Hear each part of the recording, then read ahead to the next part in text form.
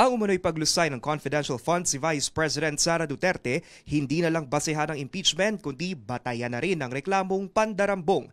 Yan ay matapos formal na maghain ng patong-patong na reklamo ang ilang personalidad sa Ombudsman kaugnay ng sinasabing maling paggastos ng 612.5 million confidential funds sa Office of the Vice President at Department of Education na minsang pinamunuan ni Duterte.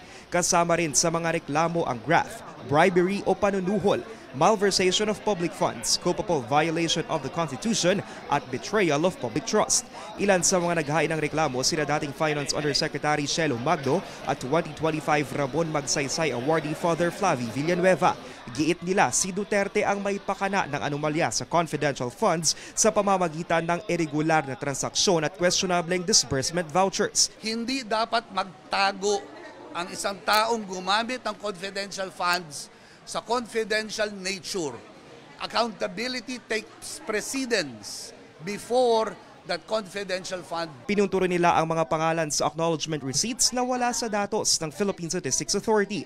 Gayon din ang testimonya ng ilang tauhan ng DepEd sa Kamara na nakatanggap sila mismo ng envelope ng pera mula kay Duterte na ayon sa mga complainant basehan para sa panunuhol.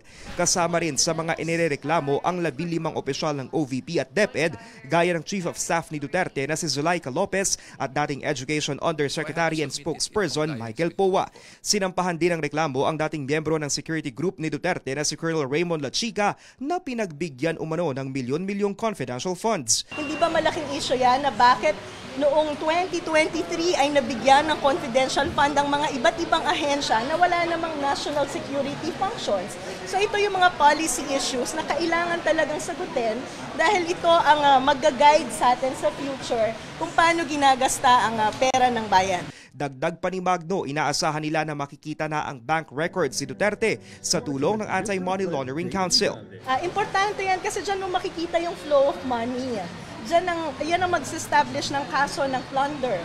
Paano siya nakikinabang sa mga pondo na dumaloy sa bank account si VP Sara. Sabi ng mga naghain ng reklamo, isang hakbang ang pagdulog sa Ombudsman para ipakita na may iba't ibang mekanismo para panagutin ang mga sangkot sa anomalya. Ito ay sa kabila ng desisyon ng Korte Suprema na ideklarang unconstitutional ang impeachment ni Duterte base sa proseso at hindi sa pinag-ugatan ng kaso.